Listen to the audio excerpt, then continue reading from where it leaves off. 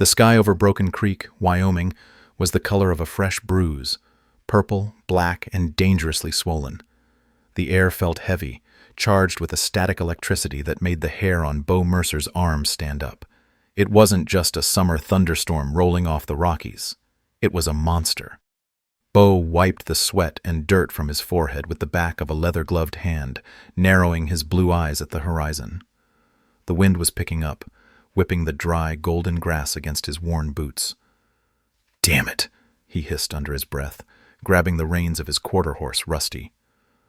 Just what I needed. A washout. He wasn't looking at the clouds, though. He was looking across the barbed wire fence line. There, on the sprawling property that used to belong to Old Man Miller, prime grazing land that Bo's family had coveted for 3 generations, stood him, Jesse Thorne, the city boy, the millionaire's son, the ex-Wall Street trader who had swooped in 6 months ago and bought the land Bo had been saving for his entire adult life. He bought it with cash, without even stepping foot on the soil. Jesse was leaning against a brand-new, shiny black Ford F-350 that probably cost more than Bo's entire farmhouse. He was wearing designer jeans that looked too stiff, a flannel shirt that looked too clean, and a black cowboy hat that looked like it had just come out of the box. Bo hated him. He hated his money. He hated his easy smile. He hated the way the town fawned over him because he donated to the library. And mostly, he hated the fact that Jesse Thorne was annoyingly, frustratingly handsome. Jesse spotted him. Of course he did. He straightened up and waved. A big, friendly, oblivious wave that made Bo's teeth grind together. "Looks like a bad one coming in, Mercer," Jesse shouted over the rising wind, his voice carrying easily across the divide. "Need any help battening down the hatches?" Bo scoffed, a harsh sound in his throat. He swung himself up into the saddle, settling his weight familiarly. "I don't need help from a tourist, Thorne," he shouted back, injecting as much disdain into the word as he could. "Go hide in your mansion before you get your designer boots muddy. Wouldn't want to ruin the leather." Jesse's smile didn't falter, but his eyes, green like river moss, dimmed slightly. He tipped his hat. "Just offering, neighbor. Stay safe out there." "I know how to handle a storm," Bo muttered to himself, turning Rusty around and kicking him into a gallop. "I was born in one." He rode away without looking back. He told himself he didn't care. He told himself Jesse was just another problem to solve, like a broken fence or a sick calf or a drought, a temporary nuisance that would eventually get bored and go back to his penthouse in New York. But as thunder cracked overhead, shaking the ground like a bomb, Bo felt a prickle of unease in his gut. This wasn't a normal storm. The pressure dropped so fast his ears popped. He spent the next 3 hours in a frenzy of activity. He moved the main herd to the high pasture, shouting commands over the wind. He secured the loose shutters on the house. He checked the backup generator. By the time the rain started, it wasn't drops. It was sheets. A solid wall of gray water that erased the world. The creek, usually a lazy, meandering trickle that divided their lands, began to roar. Bo was in the lower barn, the oldest structure on the property. He was checking on Bessie, a prize mare who was dangerously close to foaling. The storm had spooked her bad. She was pacing her stall, eyes rolling white with fear. "Okay, girl, easy," Bo soothed, stroking her neck. "We're okay. It's just noise. Just noise." Outside, the wind screamed like a banshee. The old wood of the barn groaned in protest. Suddenly, the warning siren from the town 5 miles away began to wail. The sound was faint over the storm, but unmistakable. Flash flood warning. Bo's heart hammered. The lower barn was in the flood zone. He had to move Bessie. Now. He grabbed her halter. "Come on, Mama! We gotta go!" A deafening crack split the air. It sounded like the sky itself tearing open. The ancient oak tree that stood outside the barn, the one Bo used to climb as a kid, gave way. Its roots, soaked by the deluge, lost their grip on the earth. It crashed onto the roof of the barn with a sound that vibrated through Bo's bones. The roof caved in, beams shattered, Dust and splinters exploded inward. Bo threw himself over the mare's head instinctively, shielding her body with his own. Slam! A heavy wooden support beam, jagged and thick, slammed into his right shoulder. Pain exploded. White-hot, blinding, nauseating pain. Bo screamed, the sound lost in the roar of the storm. The impact drove him to the ground, pinning him against the stall door. The beam was heavy, pressing down on his shoulder with crushing weight. "Ah, God!" Bo gasped, black spots dancing in his vision. He tried to push it off with his left hand. It wouldn't budge. It was wedged tight. Water began to seep in under the barn doors. Cold, muddy, angry water. "Help!" he shouted, though he knew it was useless. "Someone!" He was alone. His ranch hands had gone home for the weekend. He was miles from the nearest neighbor, except for Jesse, who he had insulted and driven away. The water rose fast. It covered his boots, then his shins. Bessie whinnied in terror, thrashing in the confined space, but miraculously unhurt. The debris had missed her by inches, creating a pocket where they were trapped. Bo gritted his teeth, tears of pain mixing with the dust on his face. He pulled again, straining until he felt something pop in his shoulder. He cried out, his head falling back against the mud. He was going to drown. In his own barn, under a pile of wood. He closed his eyes, thinking of his grandfather, thinking of the ranch he had failed to protect. "I'm sorry, Pop." Then, through the roar of the rain, he heard a sound. Screech. The sound of metal hinges protesting. The barn doors burst open.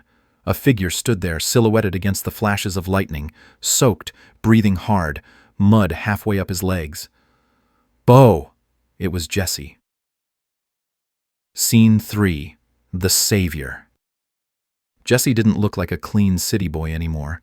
He was soaked to the bone. His expensive hat was gone.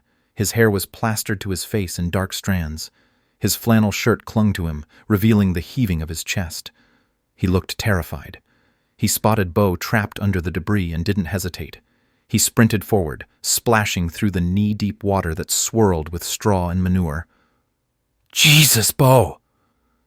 Jesse dropped to his knees in the mud, his hands hovering over the beam. "Are you okay? Talk to me." "My shoulder," Bo gritted out, his teeth chattering from shock and the freezing water. "I think it's dislocated, maybe broken. Get it off me." Jesse nodded, his jaw set in a hard line. He didn't waste time with questions. He wedged his own shoulder under the heavy timber, finding purchase in the mud with his boots. He grunted, straining. The veins in his neck popped. His biceps bulged under the wet fabric of his shirt. "On 3!" Jesse yelled, his face red with exertion. "I lift, you move. Ready? 1, 2, 3!" With a primal roar of effort, Jesse heaved upward. The beam lifted, just inches. It was enough. Bo scrambled backward, crying out as the movement jarred his injured arm. He dragged himself through the mud away from the trap. Jesse dropped the beam. It splashed heavily into the rising water, sending a wave over them. Jesse immediately grabbed Bo by his good arm, hauling him up. "We have to go," Jesse shouted, his face inches from Bo's. "The creek breached the bank. This whole valley is going under in 10 minutes. "My horse," Bo gasped, looking at Bessie. "She's pregnant. I can't leave her." "I'll get her," Jesse said firmly. He moved with surprising confidence for a man who supposedly learned to ride in Central Park. He grabbed the mare's halter, speaking low and calm to the panicked animal. He led her firmly toward the open doors. "Can you walk?" Jesse asked Bo. "Yeah," Bo lied. His vision was swimming. The pain was a living thing, eating him alive. They stumbled out into the chaos. The world had turned into an ocean. The paddock was a lake. Bo's old rusted truck was already halfway submerged, the water lapping at the windows. "My truck!" Jesse pointed toward the ridge. His black behemoth was parked on higher ground, safe from the rising floodwaters. "Come on!" They fought the wind. It pushed against them like a physical hand. Jesse tied Bessie's lead rope to a high fence post on the ridge, safe from the water. Then he practically dragged Bo the last 10 yards to the truck. Jesse shoved him into the passenger seat before running around to the driver's side. As soon as the heavy doors slammed shut, the sound of the storm dulled to a muffled roar. The silence inside the luxury cab was jarring. Jesse cranked the engine. He turned on the heat immediately. He turned to Bo, his eyes wide and wild with adrenaline. "You're bleeding," Jesse said, his voice shaking slightly. Bo looked down. His shirt was torn at the shoulder, dark blood staining the fabric where the wood had gouged him. "I'm fine," Bo rasped, leaning his head back against the leather headrest. "Just drive." "We can't get to town," Jesse said, gripping the steering wheel with white knuckles. "The bridge is washed out. I saw it go down on my way over. We're cut off." "Then where?" Bo asked, closing his eyes. "My place," Jesse said. "It's on the hill. It's built on rock. It's safe." Bo wanted to argue. He wanted to say he'd rather drown than be rescued by his enemy. He wanted to be stubborn and proud. But the pain was pulling him under, a dark tide rising in his mind. "Okay," Bo whispered. He felt the truck move, the tires gripping the mud, carrying him away from his drowning ranch and toward the man he had spent 6 months hating. The drive was a blur of rain and motion. Bo drifted in and out of consciousness. He woke up to warmth. Fire. That was the first thing he registered. The crackle and smell of wood smoke. He opened his eyes. He was lying on a soft, oversized leather couch. A thick wool blanket was tucked around him. His shoulder throbbed with a dull, heavy ache, but it felt different. Supported. He looked down. His arm was in a sling. His torn shirt was gone, replaced by bandages. He tried to sit up and hissed through his teeth. "Easy, Cowboy." Jesse walked into the room. He was holding a tray. He was wearing dry clothes, gray sweatpants that hung low on his hips and a soft, tight black t-shirt. He looked comfortable, domestic. "You passed out in the truck," Jesse said, setting the tray on the coffee table. "I had to carry you inside. You're heavier than you look." "My shoulder?" Bo asked, touching the sling. "It was dislocated," Jesse said grimly. "I popped it back in while you were out. You screamed, by the way, even unconscious." "You know how to set a shoulder?" Bo asked, surprised. "I took an EMT course," Jesse shrugged. "Part of my quarter-life crisis phase before I moved here. You're welcome." Bo looked around the room. He expected gold plating. He expected gaudy, expensive art. He expected a city person's idea of a ranch. Instead, the room was nice, rustic, exposed wooden beams, a massive stone fireplace that radiated heat, bookshelves filled with actual books, not just decorative ones, a worn rug. It felt warm. It felt like a home. "Why did you come?" Bo asked, his voice raspy. He looked at Jesse, really looked at him. "You should have evacuated when the siren went off." Jesse sat in the armchair opposite him, looking tired. He rubbed his face with his hands. "I saw the tree go down," Jesse said quietly. "I was watching from my porch. I knew you were in the lower barn. I saw you go in." "So?" "So," Jesse met his eyes. "I couldn't just leave you there, Bo. I don't care how much you hate me. I'm not going to let a neighbor die."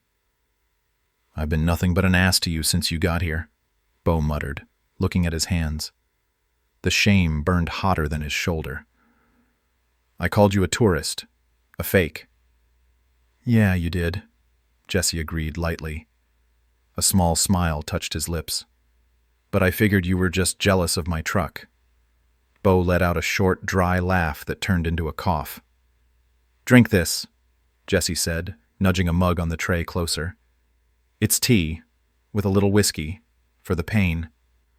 Bo reached out with his good hand and took a sip. The warmth spread through his chest, loosening the knot of tension that had been there for hours. "The storm?" Bo asked. "Still raging," Jesse gestured to the window. Rain lashed against the glass like bullets. "The creek is over the banks. The road is gone. We're stuck here, Bo. Probably until tomorrow morning. Maybe longer. Stuck. With Jesse Thorne." Bo looked at the man sitting across from him. Without the expensive gear and the confident swagger, Jesse looked human, vulnerable. There were lines of exhaustion around his eyes. His hair was drying in messy waves. "Thank you," Bo said. The words tasted strange, foreign on his tongue. He wasn't used to thanking people. He was used to doing everything himself. For coming back. For the horse. For this. Jesse's expression softened. The guarded look he usually wore around Bo melted away. "I couldn't let a good mare drown," Jesse said softly. "Or a grumpy rancher." "I'm not grumpy," Bo protested weakly. "You are," Jesse grinned. "You're the grumpiest man in Wyoming, but—" He paused, his gaze dropping to Bo's bandaged shoulder. "You're also the hardest working. I respect that." Bo swallowed hard. The air in the room shifted. The antagonism that had defined their relationship for 6 months seemed to evaporate in the heat of the fire. "I thought you were laughing at us," Bo admitted, his voice low. "At me, struggling to keep my fences up while you bought shiny new tractors and hired crews." "I wasn't laughing," Jesse said, leaning forward. His green eyes were intense. "I was watching. I was admiring you." "Admiring me?" "You know who you are, Bo," Jesse said. "You belong to this land. You fight for it. I've never fought for anything in my life. Things just came to me. I wanted to know what that felt like, to care about something that much." He looked at the fire. "I came here to find a home, Bo, not a hobby." Bo stared at him. He had spent months building a villain in his head, but the man sitting in front of him was just lonely, just looking for a place to belong. "You fought today," Bo said roughly. "You fought the storm for me. You dragged a beam off me that weighed 300 pounds. Jesse looked back at him. The firelight turned his skin golden. "You were worth fighting for," Jesse whispered. The power went out an hour later. The cabin plunged into darkness, save for the dancing orange glow of the fireplace. Outside, the wind howled like a wounded animal, battering the walls, but inside, the silence was heavy and intimate. Bo shifted on the couch, the leather creaking beneath him. The pain in his shoulder had dulled to a manageable throb, thanks to the whiskey and the adrenaline fading, but a new kind of tension was rising, one that had nothing to do with injury. "You hungry?" Jesse asked from the armchair. His voice seemed deeper in the dark. "Starving," Bo admitted. "I can't cook much without power," Jesse said, standing up. "But I have supplies. Cheese, crackers, maybe some summer sausage. The finest charcuterie a blackout can offer." He returned a moment later with a plate and set it on the coffee table between them. He didn't go back to the armchair. Instead, he sat on the floor, leaning his back against the sofa near Bo's legs. They ate in silence for a while, sharing the simple food. The storm raged on, isolating them from the rest of the world. It felt like they were the only two people left on Earth. "Why didn't you ever say anything?" Bo asked suddenly. "When I was being a jerk in town, when I called you names, you never fought back." Jesse broke a cracker in half. "Because you were right. In a way, I was an outsider. I didn't know the land. I didn't know the rules. I figured I had to earn my place." "You earned it today," Bo said quietly. Jesse turned his head, looking up at Bo over his shoulder. In the firelight, his eyes were dark pools. "Does that mean we're friends now, Mercer?" "I don't know," Bo said. His heart was beating a frantic rhythm against his ribs. "I don't think friends covers it." "What does cover it?" Jesse whispered. Bo looked down at him. He looked at the curve of Jesse's neck, exposed by the collar of his t-shirt. He looked at the soft, messy hair he had wanted to run his fingers through for months, even when he told himself he hated him. "You know," Bo rasped, "I lied earlier." "About what?" "About why I hated you." Jesse turned fully now, resting his arm on the sofa cushion, inches from Bo's leg. "Why did you hate me, Bo?" "Because you were everything I couldn't afford," Bo confessed. "The truck, the land, the freedom." He paused, swallowing hard. "And because you were beautiful, and I knew I couldn't have you." The confession hung in the air, fragile and terrifying. Jesse went still. His eyes searched Bo's face, looking for a joke, a trick. You wanted me?" Jesse breathed. "Since the first day you pulled up in that damn truck," Bo growled. "It drove me crazy." Jesse let out a shaky breath. He rose onto his knees, bringing his face level with Bo's. "I didn't buy the land next to you by accident, Bo," Jesse murmured. "I saw you at the livestock auction 3 months before I moved here. You were arguing with the auctioneer.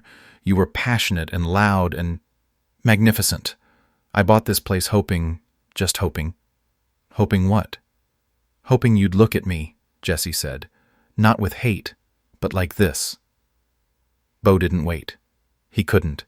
He reached out with his good hand, tangled his fingers in Jesse's hair, and pulled him in. The kiss wasn't gentle. It couldn't be. It was a collision. It was months of pent-up frustration, rivalry, and hidden desire crashing together like the storm outside. Jesse made a noise in his throat, a desperate, hungry whimper, and surged forward.